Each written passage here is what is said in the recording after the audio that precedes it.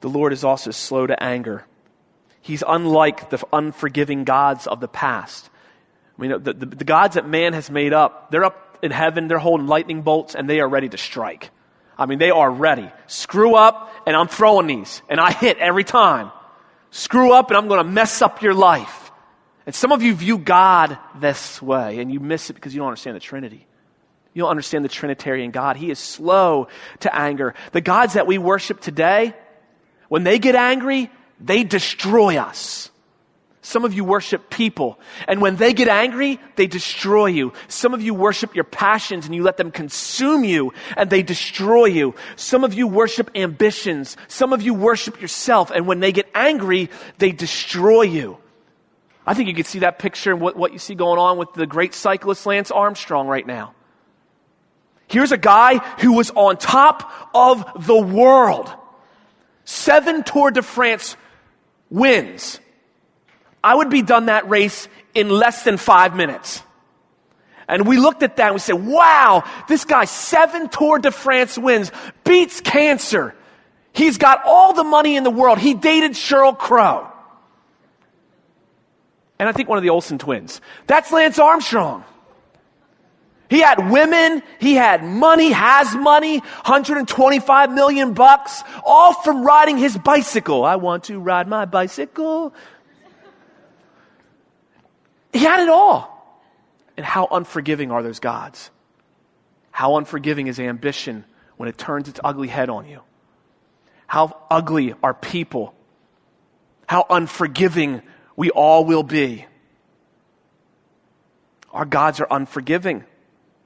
Our gods are not slow to wreck us, and yet the Trinitarian God is slow to anger. Slow to anger. If you are wrecked this morning, come to Jesus. If you are hurting this morning, if your God's piled it on, come to Jesus. If your heart is broken, come to Jesus. Why? Because He's also lovingly faithful. The word hesed is used here. Remember that from the book of Ruth? Hesed. This is a love that is born out of His covenantal faithfulness for us. God is in a relentless pursuit of you. That's what it means when He says He is lovingly faithful. God is pursuing you. And it's relentless. And it's extravagant. You know what extravagant means? It means beyond what is reasonable. So when you look at the love of God and you look at yourself and you look at the pursuit and the way that He pursues you and you say that is extravagant, you are saying it is unreasonable. I don't know why He's pursuing me. I don't know why, and it's humbling. I saw a story recently that John Piper had posted to as well as a video of a couple. And it's this very simple video of a couple who found out that their child was going to be severely disabled and probably die, and they were told to abort him. They were told he's not going to function. He's going to have a horrible life. Abort him. But they were Christians who believed in Jesus Christ, believed that we were knit together in our mother's womb, believed that abortion is murder. And they said, we are not going to do that. We are going to give birth to our son. And their son was born. And he was born with all the disabilities and worse that they thought he was going to be born with. And yet, miracle after miracle after medical miracle after medical miracle after God's intervention, their son was sustained. And you're waiting for the end of the story to be, and now he's walking, and he's all good, and he's caught up with all of his, and we never should.